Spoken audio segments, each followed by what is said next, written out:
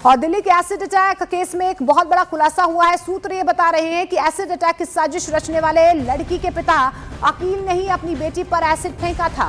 3 लड़कों को फंसाने की साजिश रचने वाला आरोपी अकील अपनी बेटी को घर से साथ लेकर गया था, जिसके बाद रास्ते में उसने अपनी बेटी के हाथों पर एसिड फेंक दिया और वहां से भाग गया। जिसके बाद बेटी ने 3 लड़कों पर एसिड अटैक का ये झूठा आरोप लगाया और पूरा परिवार 3 दिन तक पुलिस को गुमराह करता रहा।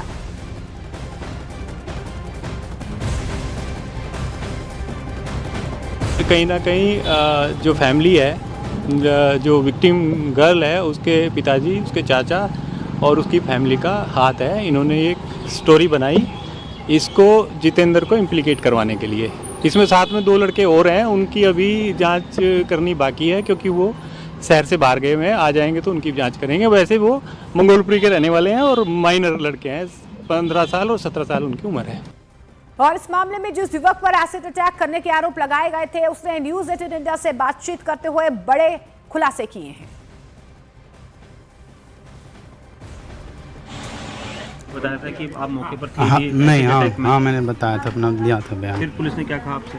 पुलिस ने कहा कोई नहीं, एक बार जांच करेंगे। हाँ। साथ गया हमारे। हाँ। सारी जांच हुआ, उससे क्लियर हो गया। हाँ। जो भी होना था। बाकी तो उनके पिता को बोल कर ही लिया है सब चीज़। अच्छा। कि वो साजिश था मेरे खिलाफ। आपको फंसाया क्यों जा रहा था?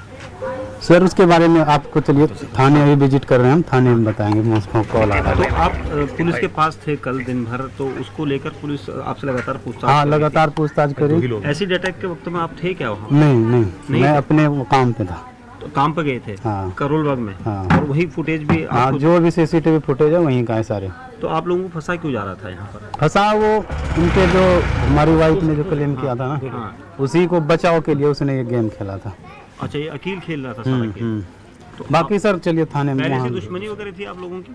नहीं, कुछ थी, नोक-झोंक थोड़ा सा हुआ था। हाँ। बाकी बाद और कुछ नहीं था। इसको फंसाने के लिए अपनी लड़की का इस्तेमाल किया कि हाँ, वो करा इस्तेमाल। हाँ, वो करा इस्तेमाल। तो आप क्या चाहते हैं अब ऐसे में? कोई नहीं, वो जो भी होगा कानून अपने हिसाब से कर लेंगे। आप चाहते हैं कि कानून सजा दे, जो कानून को लगे सही वो करेगा। और दिल्ली में एसिड अटैक केस ने एक नया मोड़ ले लिया है। जांच में यह भी सामने आया है कि पीड़िता के पिता अकील के मोबाइल से करीब 50 वीडियोस और फोटोज मिले हैं, जो उसके खिलाफ बड़े सबूत हैं। दिल्ली पुलिस के स्पेशल कमिश्नर रविंद्र यादव ने बताया है कि जांच के दौरान एक निर्दोष को जेल जाने से बचाया गया है। टेक्निकल साक्ष्य, CCTV फुटेज और गवाहों के बयान से साफ हुआ है कि जिस व्यक्ति पर छात्रा ने आरोप लगाए थे वो घटना के वक्त वहां पर मौके पर मौजूद ही नहीं था।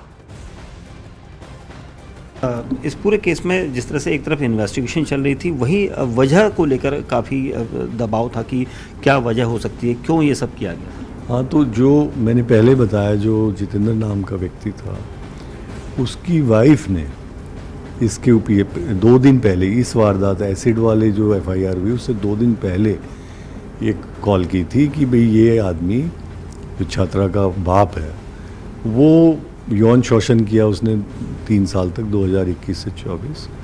और फिर अब मेरे को अपनी उन फ़ोटोओं की बदौलत, जो उस दौरान फ़ोटो ले ली थी या वीडियो थे, उनसे मुझे ब्लैकमेल कर रहा है। तो वो जब इसको पता चला इसके बाप को कि इस तरह का केस वहाँ पे दर्ज हो रहा है वलसवा डेयरी पुलिस स्टेशन में, तो इसने अपने परिवार के साथ मिलकर ये साजिश की कि इसके हस्बैंड के खिलाफ अपनी बेटी से ये एसिड अटैक वाला इल्ज़ाम लगा लेते हैं, जिसमें उन्होंने और भी चीज़ें लिखी कि स्टॉकिंग करता था और समझाने पे भी मान नहीं रहा है और पीछा करता है वो, जबकि ऐसा कुछ था नहीं।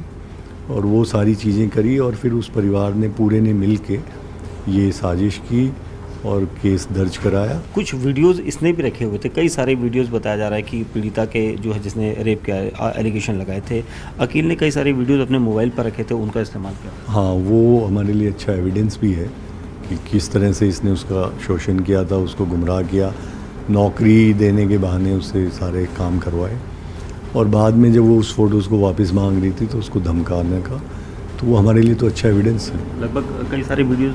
हाँ, हैं करीब 50 से ज़्यादा फ़ोटो वीडियो।